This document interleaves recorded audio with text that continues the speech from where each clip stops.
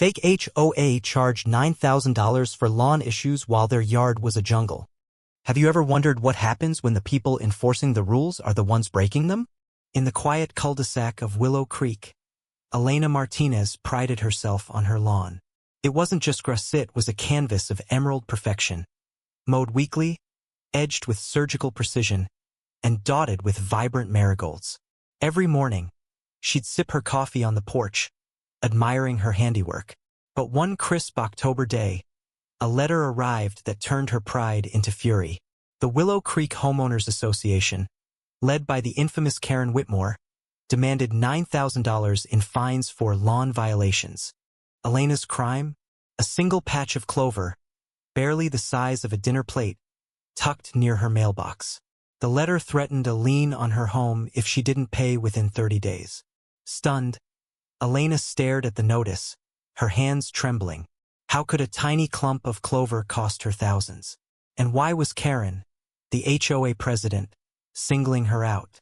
Elena wasn't one to back down.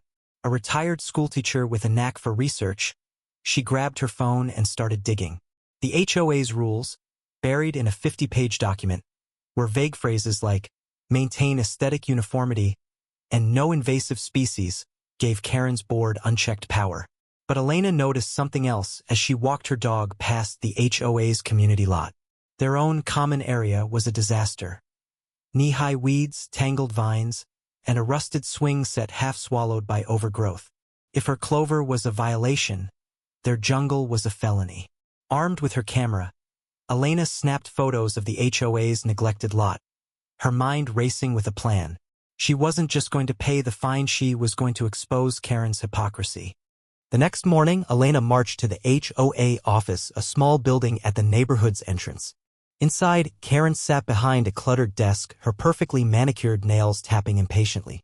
"Mrs. Martinez, your lawn is a blight on our community," Karen said, barely looking up. "Pay the fine or we'll escalate."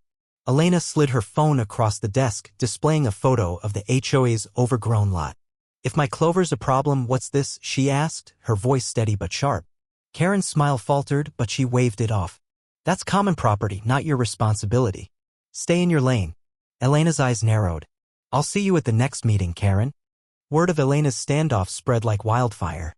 Neighbors whispered about Karen's iron-fisted rule, how she'd fined Mr. Patel for a faded mailbox, slapped Mrs. Kim with $500 for unapproved rosebushes, and even threatened old Mr. Thompson with foreclosure over unmowed grass during his hospital stay. But no one had dared challenge her. Elena, however, was different. She spent days rallying support, knocking on doors, and sharing her photos. To her surprise, she wasn't alone. Enter Javier, a young landscaper who'd moved to Willow Creek a year ago. He'd been quietly fuming over the HOA's neglect of the community garden he'd volunteered to maintain. "They rejected my plan to plant native wildflowers," he told Elena, "but let their own lot turn into a swamp. I'm in." The HOA meeting was a powder keg. The community room buzzed with tension as 50 residents packed the space, far more than the usual handful. Karen stood at the podium, her usual smirk in place, ready to ram through her agenda. But Elena had other plans. She and Javier had prepared a presentation complete with a slideshow of the HOA's neglected lot juxtaposed against her pristine lawn. As the images flashed on the screen, gasps rippled through the crowd. "This is what they call aesthetic uniformity?" Elena asked, pointing to a photo of dandelions choking the HOA's sign. "They fine us thousands while their own yard looks like a landfill." Karen's face reddened. "This is irrelevant," she snapped, banging her gavel. "Your clover violates our covenants." That's when Javier stood up, his voice calm but firm. "Actually, Karen, clover fixes nitrogen in the soil. It's eco-friendly. Your lot, on the other hand, violates state laws on invasive species." I checked. He held up a letter from the county's environmental office confirming complaints about the HOA's overgrown property.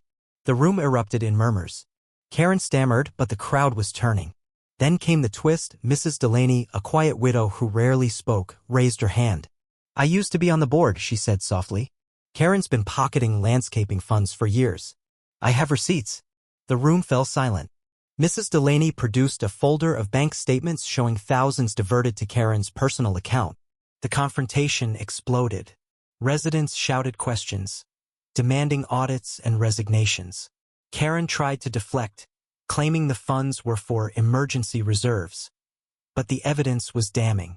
Elena seized the moment, calling for a vote to dissolve the HOA board. The motion passed overwhelmingly, with Javier and Mrs. Delaney stepping up as interim leaders. Karen stormed out, vowing to sue, but the community was done with her reign. Over the next weeks, Elena and Javier organized a cleanup of the HOA's lot, turning it into a native plant garden that drew butterflies and praise. The county dropped the fines against Elena after confirming her lawn was compliant, and Karen faced an investigation for embezzlement. Her own yard, once hidden behind her title, was revealed to be a mess of weeds and neglect, mirroring the chaos she'd caused. As spring bloomed in Willow Creek, Elena stood on her porch, her lawn still flawless, now with a small clover patch she kept as a badge of defiance. The neighborhood felt lighter, united by a shared victory. Karen's house went up for sale, her reputation in tatters, a stark reminder that power unchecked can crumble under truth. The community garden thrived, a symbol of what happens when people stand together. Elena smiled, knowing they'd not only saved her home but reclaimed their neighborhood's soul. What do you think? When is it right to fight back against unfair rules, and where do you draw the line? Share your thoughts below.